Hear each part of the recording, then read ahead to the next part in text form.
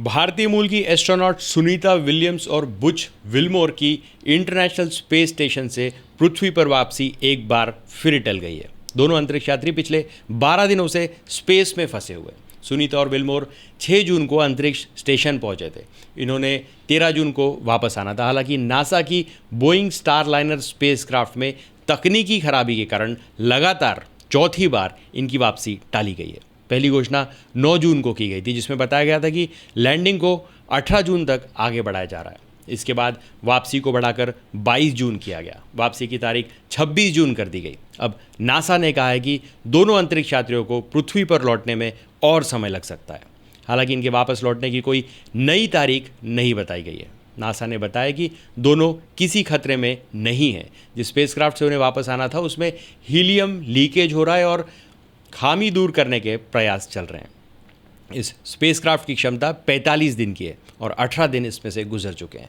Boeing का Starliner mission बुधवार 5 जून को रात 8:22 पर लॉन्च हुआ था। फ्लोरिडा के cap Canaveral space force station से यूएलए के एटलस वी रॉकेट से इसे लॉन्च किया गया था। स्पेसक्राफ्ट अगले दिन यानी 6 जून को रात 11:03 पर आईएसएस पहुंचा था। इसे रात 9:45 पर पहुंचना था, लेकिन रिएक्शन कंट्रोल थ्रस्टर में परेशानी आ गई थी। नासा के कमर्शियल क्रू प्रोग्राम के मैनेजर स्टीव स्विच ने कहा कि स्टारलाइनर के 28 रिएक्शन कंट्रोल थ्रस्टर्स में से 5 6 जून को आईएसएस पहुंचने के फाइनल फेज में फेल हो गए। हालांकि उनमें से 4 बाद में ऑनलाइन वापस आ गए। जो हुआ उसका मूल्यांकन जारी है।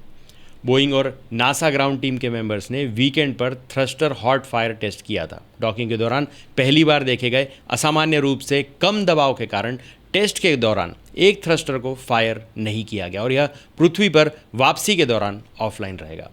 पृथ्वी के वायुमंडल में री एंट्री के दौरान स्पेसक्राफ्ट 28,000 किलोमीटर प्रति घंटे की गति से धीमा होना शुरू हो जाएगा। इस दौरान क्रू 3.5 ग्राम तक का भार महसूस कर सकता है। री एंट्री के बाद पैराशूट सिस्टम की सुरक्षा के लिए स्पेसक्राफ्ट की आगे लगी हीट शील्ड को हटा दिया जाएगा। 2 ड्रैग और 3 मुख्य पैराशूट स्टारलाइनर की गति को और धीमा कर देंगे। Base heat shield dual airbag system को एक्सपोज करते हुए डिप्लॉय हो जाएगी, जिसके बाद 6 प्राइमरी एयरबैग कैप्सूल के बेस पर डिप्लॉय होंगे। ये लोडिंग के दौरान कुशन की तरह काम करेगी। लैंडिंग के दौरान स्पेसक्राफ्ट की गति करीब 6 किलोमीटर प्रति घंटा होगी। संभावित लैंडिंग स्थानों में एरिजोना के विलकॉक्स और उटाह का डगवे प्रूविंग ग्राउंड भी शामिल है और कैलिफोर्निया में एडवर्ड्स एयरफोर्स बेस एक इमरजेंसी लैंडिंग साइट के रूप में उपलब्ध है।